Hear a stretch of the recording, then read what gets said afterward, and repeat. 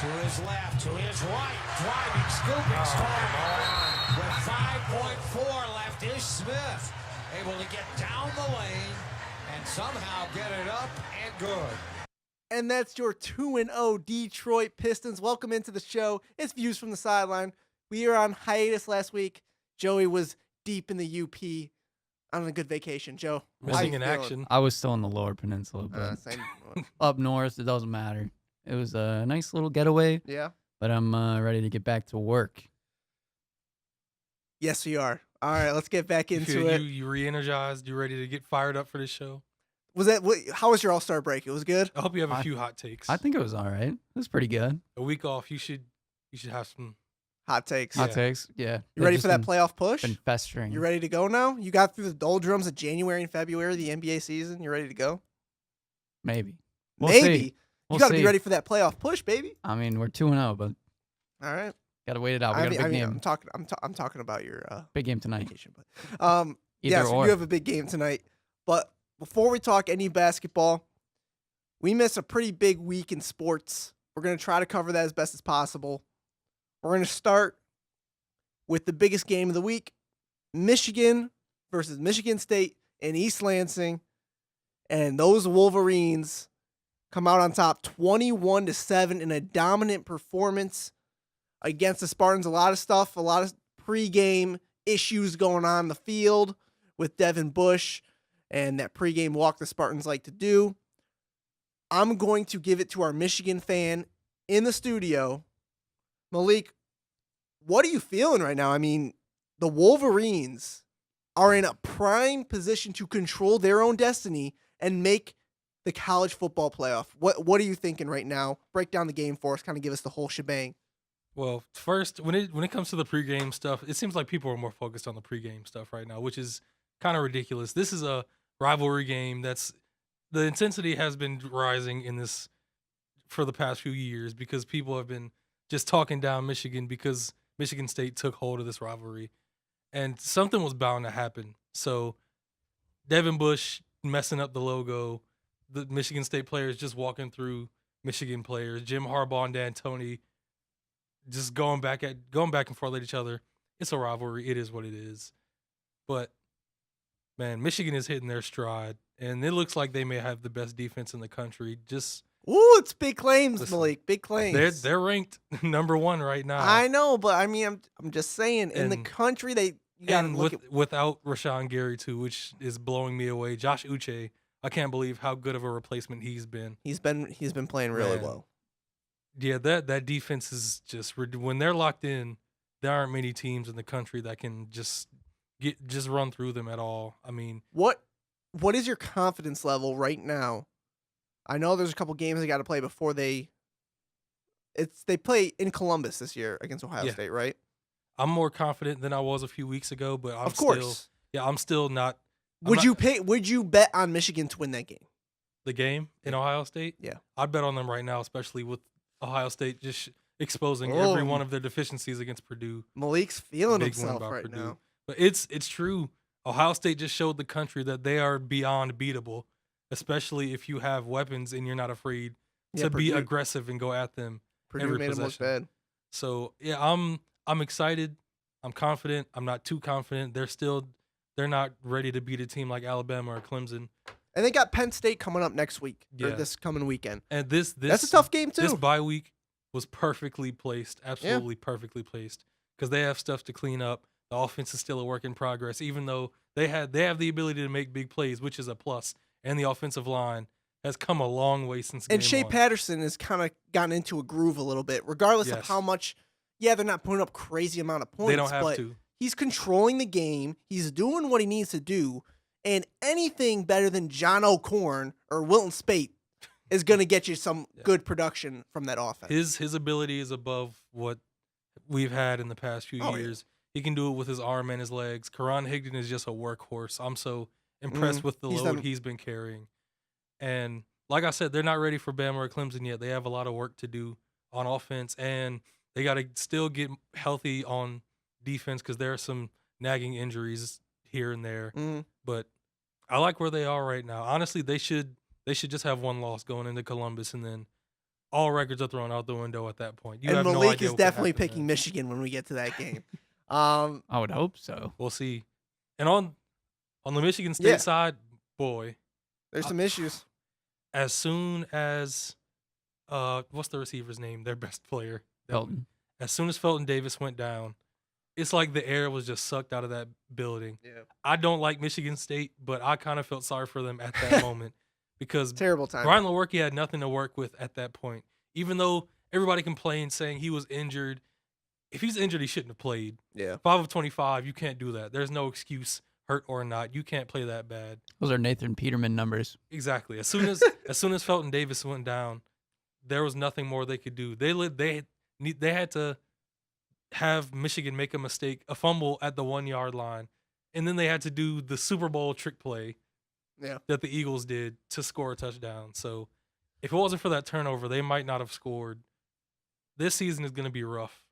And D'Antonio has a lot of changes to make because that coaching staff, I don't think they're going to get it done in the future. Do you think D'Antonio's on the hot seat at all coming out of this year? Oh, no, not even close. What he's built at Michigan State, what he's done in the past 10 years. He has a legacy now. He has a legacy that you have to respect. At this point, he may be the best coach in Michigan State history because of what he's for football history or sports history? Football. Okay. Yeah, what he's done to turn around that program. Let's not knock off Izzo. I mean, there was a 3-year stretch, 13, 14, 15. Who else? What he did in those 3 years is unbelievable. Rose Bowl, college football playoff appearance for Michigan State. I mean, ridiculous. And the way he's dominated this rivalry in the past. I don't want to take away the trouble with the snap, but that was, I mean, he was kind of giving. Exactly. I'm not going to totally give him that win, but I can't take it away from him. Along with great coaching, Michigan State they've had luck on their side for years. Yep. Every bounce, every little thing seemed to go their way, but this year it turned around, and I'm happy with how Michigan looks right now. It's nice to have a year of Michigan football where there's actually expectations going into Columbus.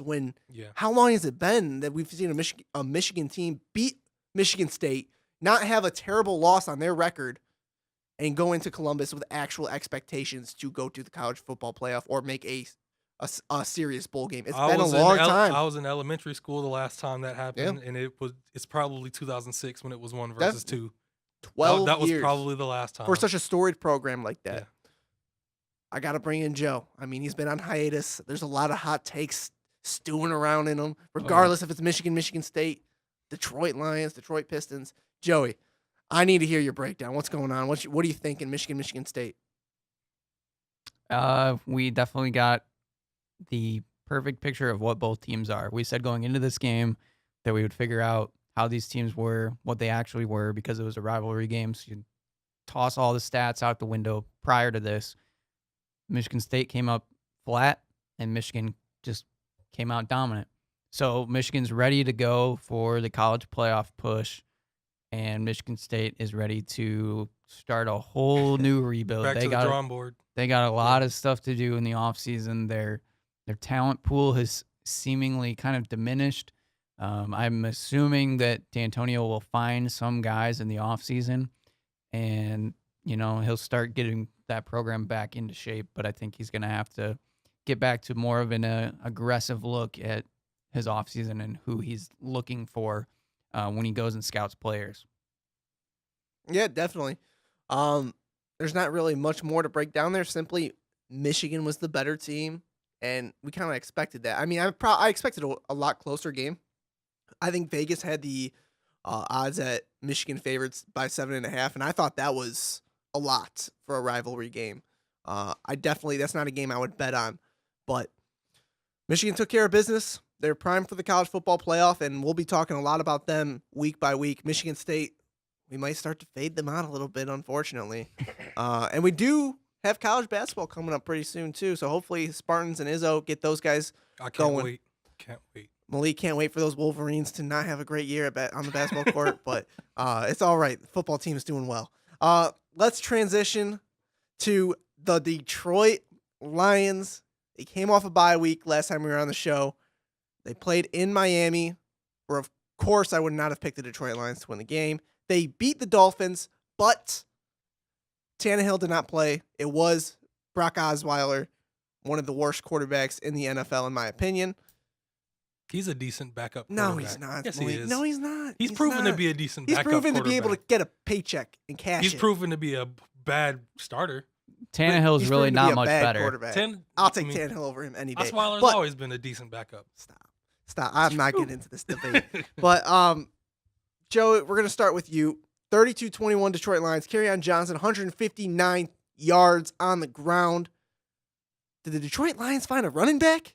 Did they find an offensive line, Joey? What's going on? Looks like it. They had back-to-back 100-yard rushing games out of Kerryon Johnson. They had, 243 rushing yards as a team? Yeah. Which is insane for a Lions team. Matt Stafford didn't have to win the game. I can't even remember the last time that ever even happened. I feel like I've never seen it in my life. Quite possibly. It was super impressive. I mean, the team looked like they were going on almost all cylinders.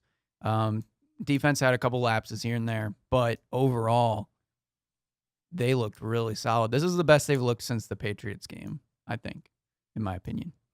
And it's definitely a good sign going into these next few games because it's going to get tough. Who do they have next week? Seattle.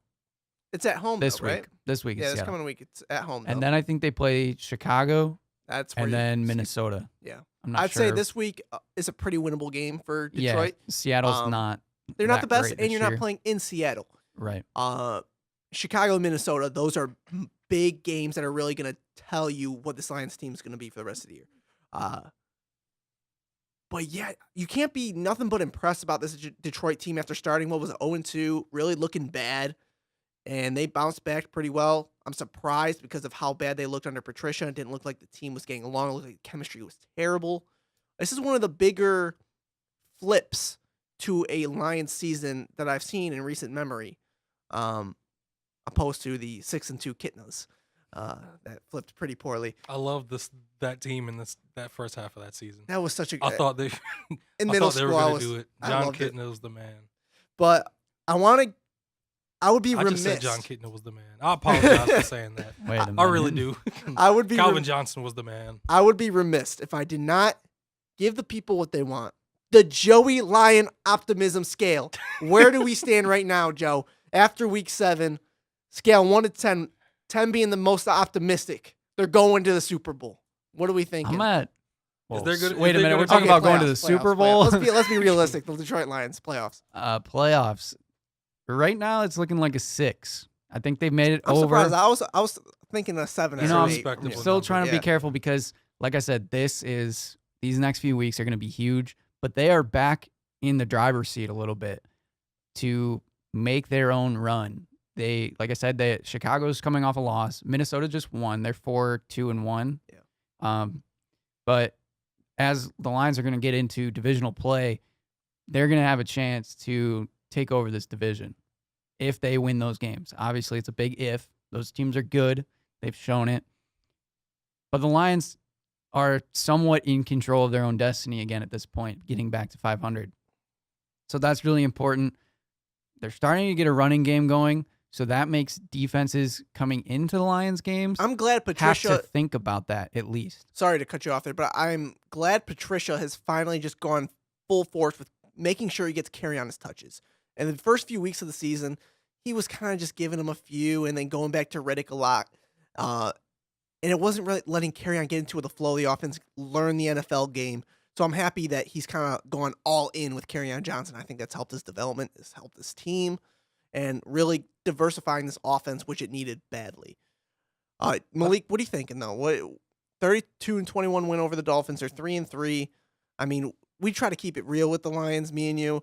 I know Joey is like on Just cloud wait till we nine. get to the Pistons segment. Oh my Well, gosh. there's got to be a little bit of balance. All right, you're the Lions optimist. I didn't even know that was a thing. How is that even? That's a thing everywhere. Yeah, Every what do you- Detroit Lions fan Man. is a Lions optimist. I'm just trying to be real with it. All right, Malik, what are you thinking though? What are your feelings about this Lions team so far? I personally, most Lions fans should, but I'm giving Matt Patricia credit, even though I think he deserves criticism for that first game because that's one of the worst That was debuts terrible. I've ever seen Shout out the Jets from though. a new head coach with a team. Yeah, it was Going bad. 3-3 after that first game, he deserves credit. Yeah. bounce back good. Yeah, for what he's beginning to turn this team into. But we have to see how this develops throughout the rest of the season. It's good that Matt Stafford doesn't have to save games for the Lions. They can rely on a back, which even though he was a high pick, man, it's working out. It looks like it's working out a lot better than people thought. Kerryon Johnson might be the back of the future for the Lions. It's a small sample size. Yeah. I'd say it's a 3-week sample size we've seen from Kerryon Johnson. All the ability he's showing, it's a great thing to see. And we'll have a bigger picture of Kerryon, his game, and how much really it was the offensive line helping him at the end of the season. Malik, I want to get your optimism with this team. Same thing I asked Joe, 1 to 10. What's your 10 being they're playoff bound? What's your optimism? Well, I think I'm gonna go 6 as well. Let's go. Before the season, I predicted the Lions were a 6 or 7 win You're team. falling into the same trap, Malik. But before the season, a few wins and everyone gets happy. they could 3 more wins. 6 6 wins? or 7 That's not going to wins. get you in the playoffs. I'm not saying. You 10 were is the saying playoff scale. You were saying playoff scale. Yeah. Okay. Well, I predicted 6 or 7 wins before the season, so I guess I'll go with a 4 or 5. Okay, see, that's more playoff respectable. optimism Okay. scale. Yeah, I wasn't saying wins. I was saying Okay. your scale 1 to 10. Yeah. Okay, fair enough. Okay. I still You were don't- scaring me a little yeah. bit there for a second. I'm still not sure if they're anything close to playoff ready. I thought I was going to have to but- join you two together for like the Malik and Joe optimism. They look like Man. they could be a really solid team for the rest of the season. My optimism is at a 2 because I know teams that start 0-2 My in the NFL optimism's at a 2. more than likely are not making the playoffs. It's just facts. It's stats. Tells you what it is. I guess let's transition to something else because, that's all lines we can do for right now. Wait till we see that Pistons playoff meter. I'm at a 11. It's at or 12 out of 10 Okay, right let's now. move on. But That's why I went on vacation was to prepare for that segment right here. I'm not sure. It's too early for the playoff meter now, but I want to touch on an actual decent trade that happened. Actually, was it yesterday? Yesterday, I believe it was. Amari Cooper headed from Oakland to Dallas. A big get for the Cowboys, and I think a first-round pick is good value for Amari as well as a good deal for Dallas. The Raiders got 3 first-round picks out of the deals they've But made, they're not which is tanking. very, According very to John interesting. Gruden, they're not tanking. They're trying to win this year. Plus their own picks. well, John Gruden will never be a guy that admits The moment wants he to traded tank. The moment he traded Khalil Mack, he mailed in the season. He mailed it in. He's starting a new culture. That's what they all say. John can- Gruden believes it though. But you can start a new culture, and that culture just He's doesn't making succeed. the Raiders again, Yeah, just not winning. and I may not believe him. I don't Wait. think so far. But Malik, what do you think of that trade? Was it more one-sided? Who won that trade, in your opinion? I really hope the Dallas Cowboys will win this trade. I think, because it gives Dak Prescott a really good weapon. with Amari Cooper coming out of the draft, just watching him at Alabama, he might be the best college receiver I've seen in the past 10 years. Just pure everything, route running, just catching, pure athletic ability. Amari Cooper was almost unstoppable playing in the SEC when he was at Alabama. I thought he was a surefire Pro Bowler, top 5 receiver coming soon, and he's been good so far, but he hasn't lived up to the expectations. And that he slumped people, a little bit yeah. as of late. He hasn't lived up to the expectations people have set on him, and he's been a bit of a disappointment in that way of looking at it. But he has a chance now going to Dallas where he could be the guy for Dak to throw to. He is the guy Yeah, already. He is, and I don't want people to have too high of hopes because Oh, it's too late. It's Dallas. That's America's team. Dak Prescott isn't the best quarterback. No. And he's still growing as a quarterback. He's made many growing pain mistakes. Is this year so 2 far or this year season. 3 for Dak? It's year 2, right? Isn't this year 3? 3. He took Dang, he took man. the starting He's spot 2 getting years old. ago. Last year was his first year as the official starter. Second year as the official starter. Wow. So yeah, Time flies. he's still been going through a lot of growing pains, missing reads, missing throws he should make. So right now, no high expectations for that combination. Next year is when you should expect to see some chemistry between them two and some very explosive plays. So who you got Dallas winning this trade? For now, yes. Okay. Joey, Dallas or Oakland, who won this trade? I honestly think it's pretty even. I think Oakland might come out ahead. I mean, yeah, in you the kind of have long to run. wait and see when it comes to Obviously, that. it's a little bit longer of a wait, but I don't think this makes the Cowboys like a playoff team. I don't think Oh this. no, it doesn't do anything right now. Right. But I don't know if it does enough even next year, maybe. I just don't know if the Cowboys have the pieces overall to really do anything in this division. I know the Eagles aren't playing as well as they did last year, but I think as long as they stick with that head coach, they're not going to do anything. But right. Jerry Jones That's has full faith you in mean, him. wait, stick with the head coach. You mean John Gruden for 10 years? No, Are we talking Dallas? I mean, Dallas's Oh. head coach. He hasn't done anything to prove. I can't he's believe a quality he's been head there for a coach long in time, too. A while. Hasn't done anything. Well, he meaningful. started when he was But real young. Jerry believes he'll be the guy that gets it done. How at many some years is point. he on now? I don't know. It's been a lot. He's been there for a while. It's time to get into our NFL picks. We missed last week. We missed it.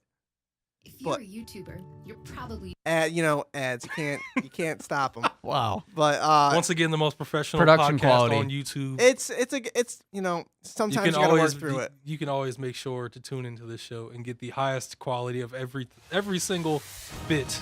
Malik, it's time to make our NFL picks. The hate, it's got to end. Coming into this week, Joey had a sizable lead. The standings as of right now, Joey tied for first place at 37 correct picks with Malik Hill at 37 correct picks. Chris is strolling along with Welcome 32. to the top. Let's get Wait, in. what are you at, Chris? 32. I'm right there. I'm right. Oh, he's still 5 I'm- behind. I'm right there, though. That's how you were before we Inching left. up. No, I was 6 behind you. I gained a game on you. Okay, well. All right. First matchup, Miami Dolphins at the Houston Texans. Houston. Ooh, this is a snooze fest. Houston has looked bad this year. I don't know what is going on with them. Looks like a lot of guys they had are starting to fade out for some reason. And I'm going to- Tyrann Mathieu isn't making that big of an impact. I'm going with Miami. I'm going back to riding the Wow. wave. What wave? What wave did the Hey, Dolphins? the Dolphins are ever doing been all right on? this season. Dolphins are doing all right this season. Mark me down for Houston. Now, Unless Marino was back there, I'm not. the New York Football Jets. Oh boy. I know it's supposed to be the Jets. At Chicago. And I think Joey is going to join the dark side on this one. Give me the New York Jets. I always pick my Jets. Joey, what you got this week? Man, I want the What do you want? Say it. I can't. I want the Jets to win, okay? You picking the Jets? I'm going with the Jets just because I can't root for Chicago. Malik, what you got? Mitchell Trubisky and that little running back that can do backflips. You're going for with the win. Chicago. Okay. I mean, Chicago's falling apart. They almost beat New England on a Hail Mary. That would have been crazy. They're tied with the Lions. down at the 1 yard line. That's a terrible loss. Yeah. Seattle at your Detroit Lions. Detroit. Joey's picked Let's Detroit go. every single week. Goodbye. Malik, what you You got? don't think Russell Wilson can come in here and No. do Russell Wilson things? Hey, the Lions have 5 players with multi-sack games, most in the NFL. But Russell Wilson is one of the most dynamic quarterbacks in the league. That's true, but Seattle is struggling this year. They don't Detroit have- Lions for the win. He doesn't have Wow. he doesn't have as many weapons behind him. Detroit Lions for the win. Let's go. It's a tradition for me. I'm Yeah. picking the Seattle Seahawks because Wow. if I pick against Detroit, they win. I mean, I'm a Lions fan, so I guess it helps my cause. It seems like wherever Brandon Marshall goes now, that team just doesn't do He used to be anything. one of my favorite players, and He needs he's to just- hang it up. Yeah, he's He needs to done. hang it up. unfortunate. Eagles at Jacksonville. That's a really good game. Philadelphia, I don't have much confidence in them anymore. Give me Jacksonville. Jalen Ramsey needs a bounce back game. Carson Wentz went 30 of 37 last game and Pick them. was carving up Pick them. Philadelphia Eagles, man. Jacksonville is falling apart, Yes. to say the least. They're having quarterback issues. Leonard Fournette has been out for forever. Who knows? They when he's- released Jamal Charles and traded for Carlos Hyde. Yeah. Jamal Charles was there for 2 games. Carlos Hyde has been playing well, though. So What you got, Joe? Carson Wentz ain't afraid of Jalen he's going to Ramsey. take over the starting running back spot, but I'm going to go Eagles. Yeah, Eagles. Eagles. Denver Broncos at the Kansas City Chiefs. Chips. Chips. Give me the Chiefs. And the home of the Chiefs. I'll take the Chiefs in this one. It's getting a little late for Chris tonight. You Past my said bedtime. Broncos, and Yeah. I heard Chiefs and everything. I don't know. Well, that's all you should hear. Kansas City. Take the Chiefs. What they did to Cincinnati, oh man, they're on a roll. Chiefs, let's go. Cleveland at Pittsburgh. I'm not picking the Browns. Ben Roethlisberger at home, market. Pittsburgh's been squeaking by. I'll go with the Steelers. Make it a clean sleep, Malik. Sleep. Oh my, I can't talk. I want to go to bed. All I right. can't talk. Malik. What? Something is telling me. Cleveland? Something is telling me. I feel I'm like going with the Browns. Wow. we've all gone with the Browns in one week or another with a feeling, and I don't think it's ever worked I out. was going to say, I don't think we've ever gotten it right. Washington at New York Giants. Ooh, another snooze fest. Yeah, I'm not sure. The Redskins have been figuring out ways to win games. Yeah, but they And don't the Giants, look good. But the Giants. True. That's true. If you can just figure out ways to win games, and you're going against the Giants, you're probably going to win that game. Adrian Peterson's still looking solid. Yeah. Redskins. And Alex Smith is still all right, but it gets the job done. Redskins? Yeah. Give me the Giants. Tampa Bay at Cincinnati. What you got? Cincinnati. Malik, you're on the spot here, man. Come on. Jameis has been so up and down, Cincinnati. and then he throws Yeah. picks in like the worst moments. I've been riding with Tampa Bay all year. I don't think I've gotten them right once. I'm going to try it again. Give me Tampa Bay. Baltimore. Baltimore. Where did we find this Carolina. kid? Where did we find this kid? You know, guys, I don't know. Oh. I'll take the hit. I don't care. Baltimore at Carolina. Give me the Panthers. Carolina. Baltimore. What is with I think you're you trusting picked- Baltimore? yeah. I don't They're one of my understand the favorite trust. teams. What can I say?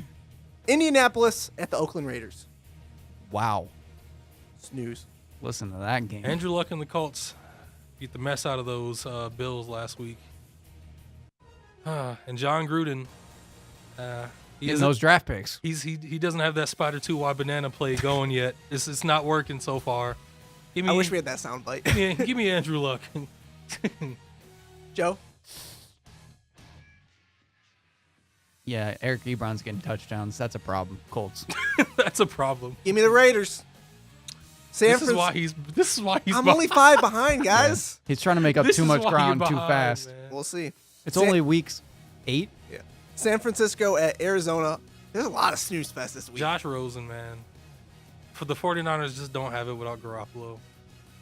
I'm taking 49ers. in this Even one. though I don't like even though they Arizona look at good all. in Green Bay, they looked horrible yesterday. Even though it was the Cardinals look bad too. Yeah. Yeah, it's too.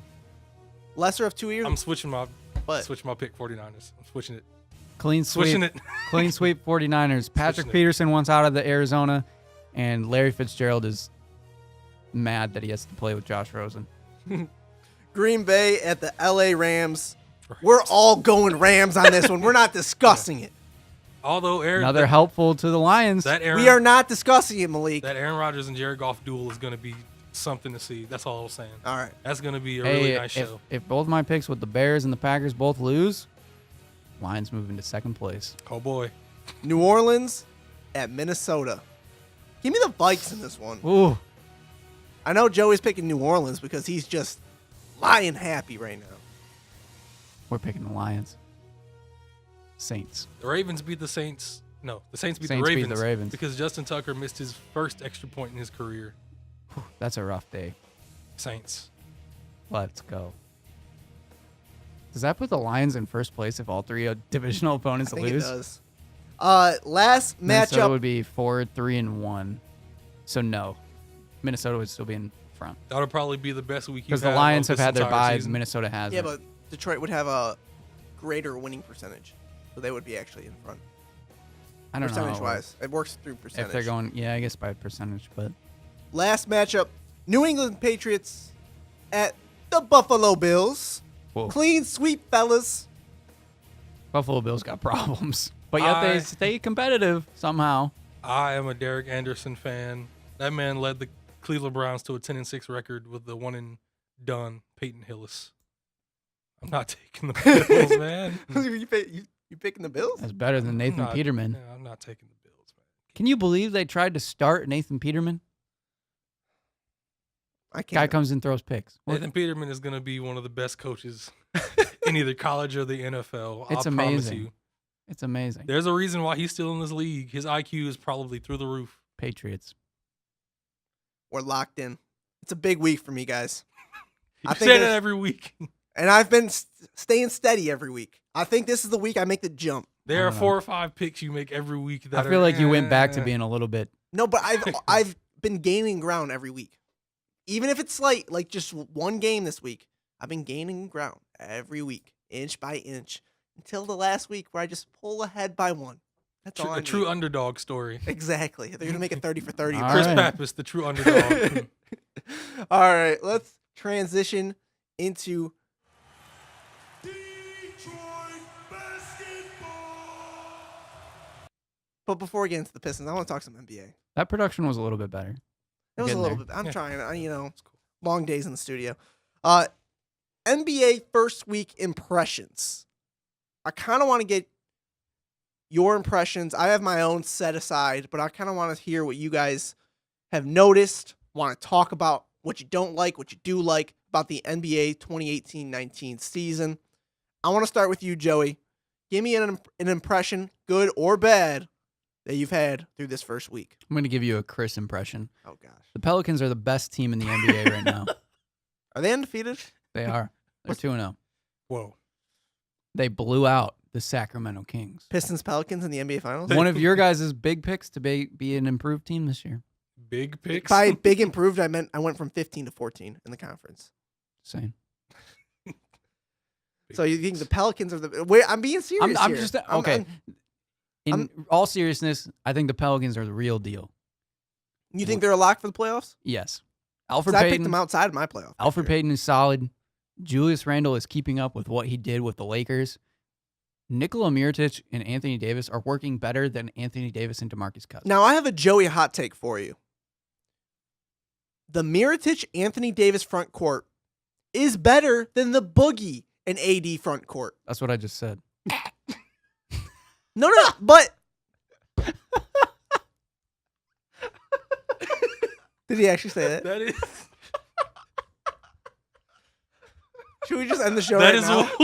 Should we just end the show right now? That is what he's... Then we Joey, agree. do you have anything else to say about the Pelicans? No? Okay. Malik, what do you got? So... I've never seen Joey's face as red as it is right now. I think it's how emphatic you were about... It's how emphatic you were about the statement. I thought it was pretty good. So, Joey's collecting. We'll let Joey collect himself. I'm personally... Jacket real quick. I'm personally disgusted with how this season has started so far. How so? I agree. Because I know what you're talking about. Defense, what happened to defense and 130, 140 scores? Well, I think it's not the defense. I think it's mostly the officiating. The Pelicans game, they scored 149 in regulation against the Kings. Well, look at the free throws. Insane. I think both teams shot in the 30s when it came to free throws. It's because the NBA has tried to initiate this freedom of moving for players on the wings like Klay Thompson. Like, you can't have your hand or two hands on the side of the player, and they've been calling that ticky-tack foul every single time. Teams are getting the penalty a lot quicker, more free throws, higher scoring, which I don't know why the NBA is so obsessed with scoring. I don't. I'm a defense-first type of guy. If a game is under 100 or if it's lower 90s... All scoring isn't basketball. But I'm saying, like... It's not basketball. What do you mean? Scoring. That's not basketball. That's what I was saying. Okay, gotcha. It's the most entertaining to the general fan. It's a show. It's a TV show, but the NBA is part TV show. I know.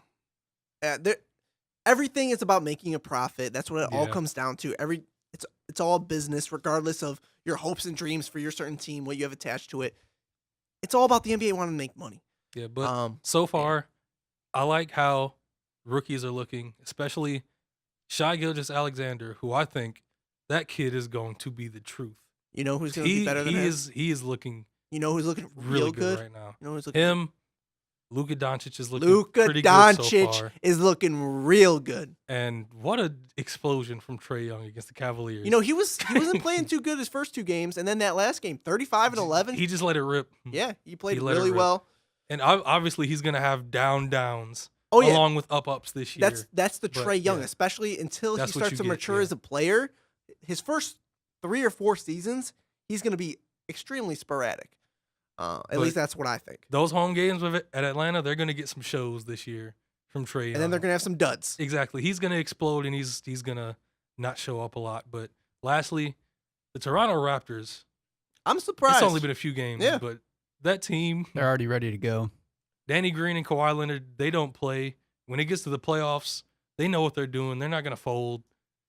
Kawhi's a top 3 player in the NBA. Once that team gets to the playoffs, who knows what can happen. Honestly, right now. And Kawhi looking like he's fully healthy, it's really crazy. Coming into the year, I thought it was far and away Boston is the class of the East, and nobody could compare to them. And Boston still looks good. They had a bad loss against Orlando at home. They did. Well, their biggest problem, too, is that Kyrie hasn't gotten off to any sort of start whatsoever. He has struggled. He has had a rough start to the season. They're still working out how that starting 5 is going to work. But to contrast, Jason Tatum has had a great start to the season. Except for last night. Yeah, he struggled last night. Most of them had a bad night last night, honestly. He's a second-year player. I think he is still overhyped, but he's kind of shut up the doubters a little bit. Yeah. To start the year. But yeah, going on the Toronto Raptors. Happy to see Gordon Hayward healthy. Yeah. Happy to see that. Ankle looks good. Bouncing back. Moving on defense looks good. But Toronto, I could see them coming out of the East if they continue to play this way, continue to build chemistry. My 2 biggest issues with Toronto Raptors coming into the year: how Kawhi Leonard would fit in with that group, and the DeMar DeRozan chemistry factor, and Nick Nurse as a head coach. First-year head coach, no experience, not much known about the guy outside being a G League coach. He's doing an okay job to start. We'll see if that carries on, because once you get into, like I said, January and February, that's when you really start to know which teams are for real. So we'll see. I honestly wasn't very worried about him because he's been in the system, but the way it looks like they've been playing together for a while, it's really crazy. But that shows the IQs of Kawhi Leonard and Danny Green are already extremely high, so I'm sure it didn't take them very long. And Serge Ibaka is getting back to that, bring that up. Somewhat OKC form. The defense he's been playing I love how he's playing right now. He's getting back into it. He's been reinserted into the starting lineup. And they've started him at center for certain games, too. Yeah. And I think that actually helps, especially in today's NBA. Yeah. He's a shot blocker that can spread the floor. You put another wing, maybe push Kawhi to the 4, or you add Pascal Siakam, who can defend 1 through 5, potentially. If they stick together, if there's no issues going down the year, Toronto's going to be a huge factor in the Eastern Conference. One of my first week impressions that I think came out of nowhere, Karis LeVert. That guy's for real. Talk about Michigan alums. I'm already being shut up about how disappointed I was about that roster. I mean, that Brooklyn team, I didn't expect that rookie that they drafted to instantly start playing good. I knew Karis was good, but I didn't think he was going to be like this. Yeah. D'Angelo Russell looks about the same. He's still D'Angelo. See, I think D'Angelo Russell might be one of my bigger disappointments with that team. Yeah. Because he doesn't do anything outside of shoot the ball pretty well. But he hasn't really done that this year yet. He hasn't shot it that well. He hasn't had many. They've finished games with Spencer Dinwiddie really being the lead guard, setting up teams. D'Angelo kind of playing off ball like the Pistons are doing with Reggie Jackson, putting him more off ball. But I don't know. I think the Nets are going to make a decision and trade Russell by the trade deadline, and so they can sign Spencer Dinwiddie to an extension. I think that's what we'll end up seeing. Jared Allen has also been a huge surprise. I won't say I like Jared Allen. I liked him, but he's a huge surprise to me. He's hitting threes. He was hitting threes last year, though. But not as many, but he was hitting threes. The improvement of his jump shot, and it looks like he's going to shut down a lot of guys this year. How long and athletic he is and how tough he is. You know, going off of Karis LeVert, too, I've been talking about this with my dad recently. It's a good time to be a Michigan and Michigan State fan. There are a lot of players from some okay Michigan State basketball teams that are playing at a high level right now in the NBA. Miles Bridges. It's fun to watch. Jaren Jackson is getting time. Karis LeVert is getting time. Duncan Robinson still has his 2-way deal. Duncan ain't seeing any court Nick action. Stauskas with that huge first game for Portland. He's looked pretty good as a role player for them. That's another surprise to me because if you can't succeed in what Brooklyn's offense was last year, which is free-flowing, shoot as many threes as you want, I didn't think he could succeed anywhere. Right. He's playing really well in Portland. Yep. Gary Harris keeps going up and up and up. Yep. Trey Burke starting for the Knicks. Trey Burke, Yeah. Tim Hardaway Jr. Draymond Green. Draymond, I mean, the list goes on. it's cool. It's a fun time. I want to talk about some players driving up the trade value early in the year. Kemba Walker, my goodness. Starts off the season with a bang. Looking for that 41 max points. contract. I'm honestly not surprised because I'm not surprised with either. the, In with the the team contract he year, has, I'm not surprised Kimba's just going for his and just putting everything on his back. he's putting the pressure on that Charlotte front office too. When it gets to trade deadline time, it's either put up or shut up. Are you going to put that money out in front of them, or are you going to ship them for a couple first-round picks, maybe some young players? Because there will be a market for that, especially with how well he's playing. Kemba, it's interesting. Where do you put him in the point guard rankings in the NBA as of right now? Top 10. I was about to say Yeah. top 10. Yeah, probably between He can't probably crack. between 8 and 10. He can't 7 crack and the 10. top 5, but he's outside looking in. And especially in an Eastern Conference that is open, there's going to be a lot of teams as you inch towards the trade deadline that are going to be willing to give up sizable assets to add Kemba to that team, to their team. So I think that's a really interesting storyline to look into. Are you guys worried about the Lakers 0-3 start? No, I could care less. It's actually pretty exciting to watch. Do you want to see them miss the playoffs? Yeah, I do. I'm not scared because it always takes time for a LeBron team to come together. I mean, the Miami team was what, 6 and 7 at one point. especially this one with so many young guys. This is different. Yeah, it's not a super Yeah. team. The problem, though, with this team is that they can't shoot the ball. They are a very poor three-point shooting team. I think they'll get better throughout the season. That first game was really weird to see. I think that was an anomaly how bad they shot in that Yeah, first I mean, game. I don't expect them to shoot that bad. yeah, they're but gonna get better. overall, they're not a great shooting team. I know y'all don't care, but Lonzo's shooting 42% from 3 so far. He's not shooting many threes, though. He doesn't need to. I think he's only made 3 on the year. And they've played 3 games. As we transition into the Pistons, and I want to get your first impressions on that too, one of my first week impressions in the NBA was Blake Griffin being the best power forward in the NBA. Now, listen to me before you guys start making these remarks. Before you start that conversation, I don't consider Anthony Davis a power forward. I consider him a center. he's a power forward. He's a center. Thank you, Malik. What position is he playing right now, Malik? In the NBA right now, today. There are a lot of power He's forwards playing that center. play center. Stop it. There All are a right. lot of power forwards that play center. Anthony Davis, What do you in say my for ranking, I'm not considering him what do a you say power for the forward. guys that are like Kevin Durant? Kevin where- Durant's a small forward, He plays a lot of power forward. but he starts small forward. So you're just saying by just where they start, but not I'm where they saying play their more. primary. I'm saying I don't think he plays more power forward. I would disagree with that I'm just statement. saying that there's I'd say I'm looking at primary positions. yes, there's no primary position in the NBA anymore. I disagree with that. There is for a there point is a guard. primary position. Is James Harden a 2 guard? Yeah. He played point guard for like 2 or 3 years. He played point guard for like- 1 year, I and thought then it was Chris 2 or Paul 3. came, and then Chris Paul It was came. just 1 year? Yeah, it was just 1 year. Oh, okay. Never mind. All right, but I want to hear you guys. What do you think of my remark when I say that? Considering that I don't consider Anthony Davis in my rankings for best power forward, what do you guys think? Listen, for the longest, I've thought Blake Griffin has always been one of the most talented power forwards in the league. There aren't many guys that can handle it from end to end, be able to shoot a jump shot, have most post moves, and dunk on somebody.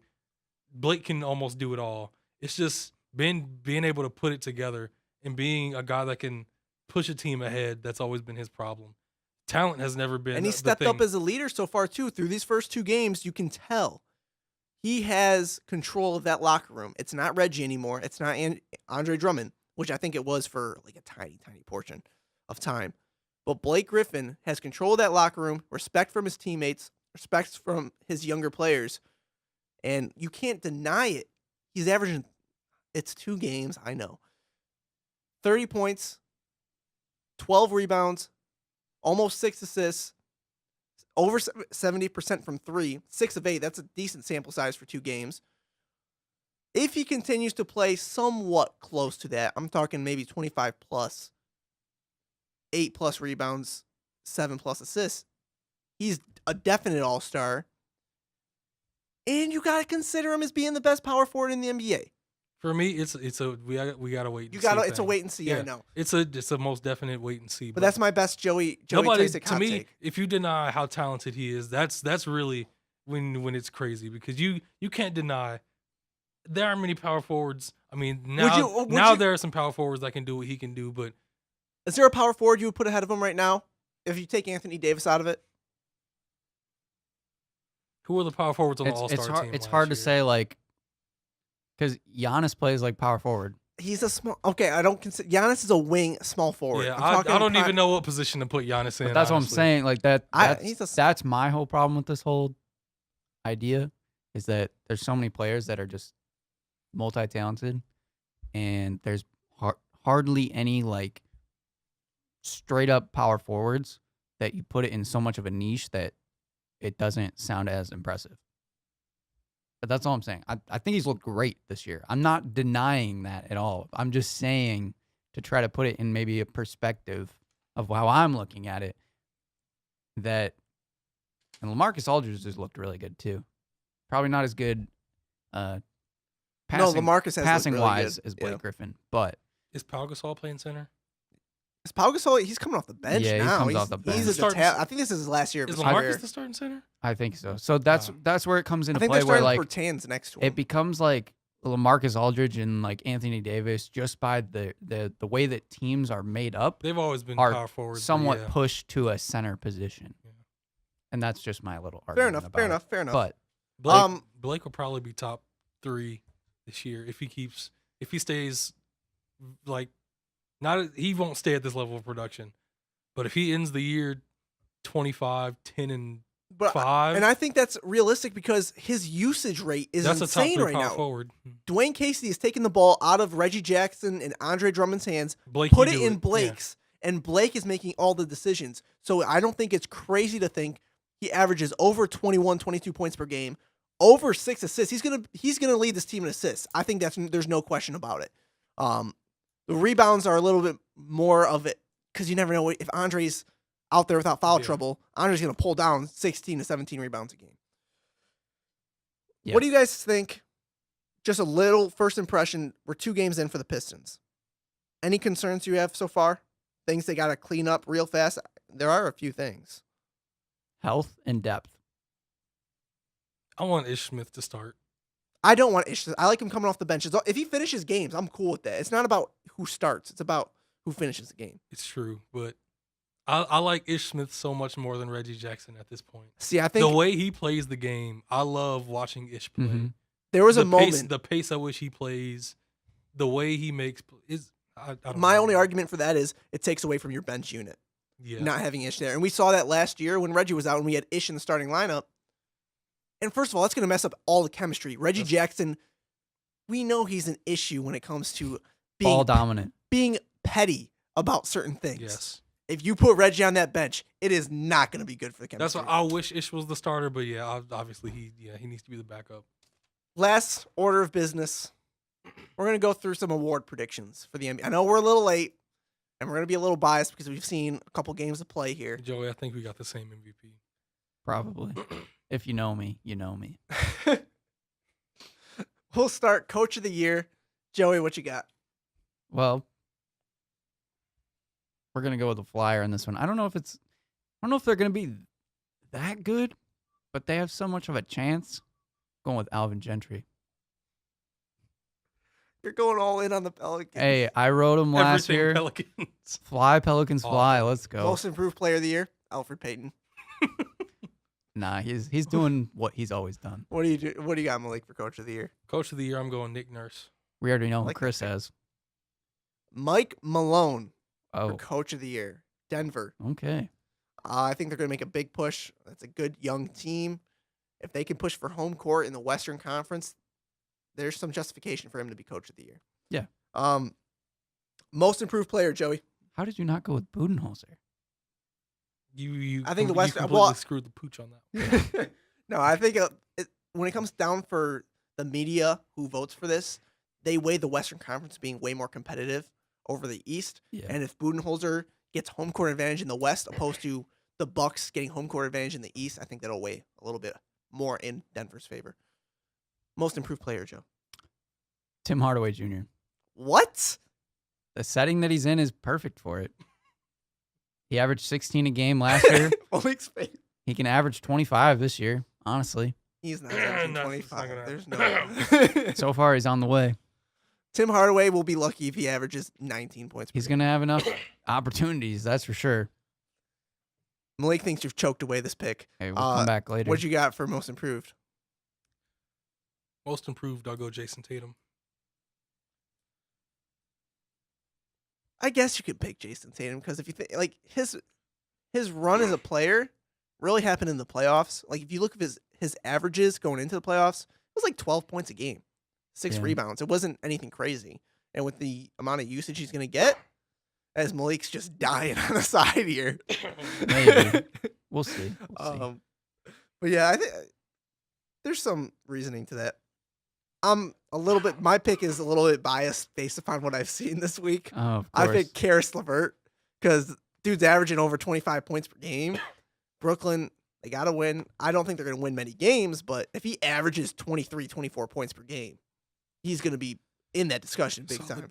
See, the problem is, though. What was that? I might need to get some water. You want to go take a water break real quick, Malik? Rondae Hollis-Jefferson is still hurt, right? Oh, yes. Like he's still not playing. So that's going to dip into Karis' time a little bit, some of his stats, but I don't know. We'll see. I would like for him to keep it up. That'd be good. Be interesting. Michigan, man. I think it's hilarious that Malik just could not hold it. But we'll go sixth man of the year, Joe. Who you got? This one was weird. It's a tough one. Normally you'd go with like Lou Williams or Jamal. Jamal Crawford, but Jamal Crawford, now that he's in Phoenix, is just going to be a mentor. Yeah. So I don't think he's going to do Could be anything. Lou. It could be. He hasn't looked that great so far in the season, but my sixth man of the year is going to be Kyle Kuzma just because of the rotation. I think he's going to stay coming off the bench. I think that works out for them. And if the Lakers hit their stride, he'll be that guy to come off the bench for them to be a big scorer in the second unit. Sixth man of the year, Malik. Joey picked Kyle Kuzma. I agree with Joey. That's your pick? I don't think any sixth man will score as much as he does at the volume he does. He had 37 and 8 last night. But if they don't, he's gonna have a few games like that. But if they don't win, let's say they struggle to make the playoffs, they get the 8th seed. I think that plays a role in the decision making from the voters. Yeah, it does. But I think that I don't think it's a very big chance they barely make the playoffs. Okay. I'm going Terry Rozier from Boston. He's already eaten into Kyrie's minutes because Kyrie has struggled. He's averaging about 25 minutes per game, and that's a big portion for a guy that wants to win sixth man of the year. I could see Terry, especially going into this contract year, big payday. He's primed to play probably the best basketball of his early career. Scary Terry. Scary Terry, baby. Defensive player of the year, Joey Tysick. Anthony Davis. I knew it. Let's go all Pelicans. There's no defense this year. What do you got, Malik? You say defensive player of the year? Yeah. Serge Ibaka. Wow. He gets back to. That's a big time pick there. He's still got a little ways to go, but I mean, he's like I said, he's looked pretty good, and with a team that's probably going to be one of the better defenses in the NBA. Yeah.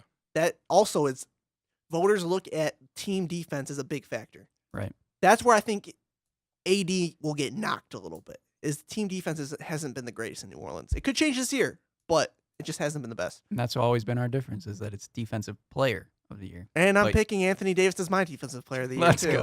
go. Let's go rookie of the year before we go MVP. That's the one I forgot. Just go ahead. I'll be ready. I'll start here. I'll be okay. ready to answer. My rookie of the year, as much as I love Luka Doncic, and I think he will be the best player from this draft class, I think it's going to be Trae Young because he's going to put up big numbers. He's going to play bigger minutes than Luka. So I'm going Trae Young. Malik?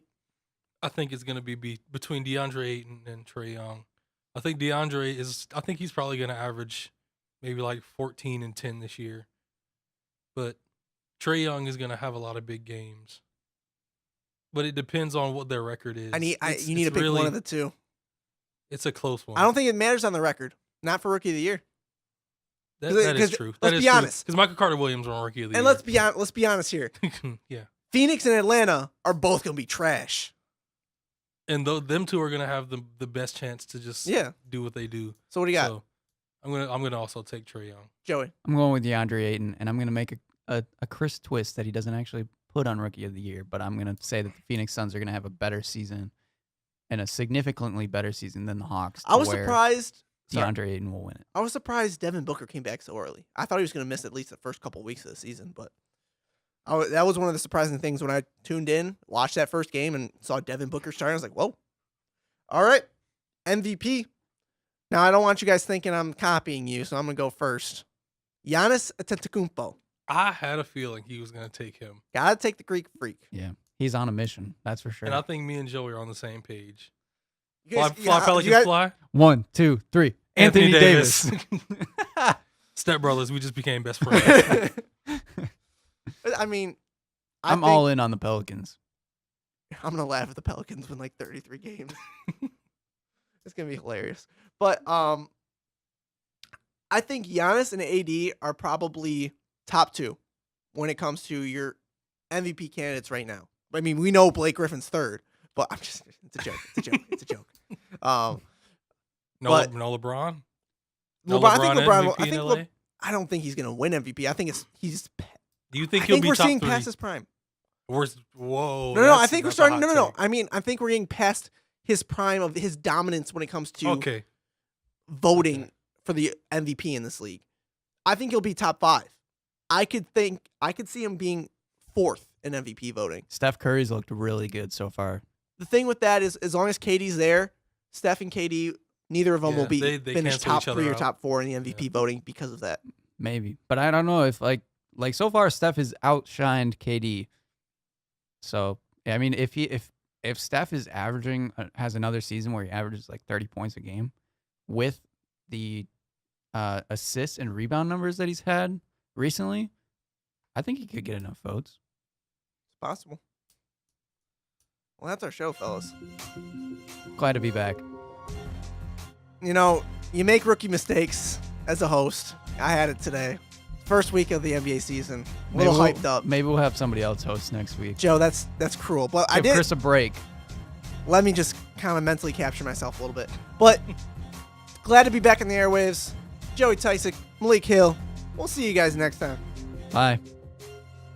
Those Kansas City Chiefs. I hope they get that one this week.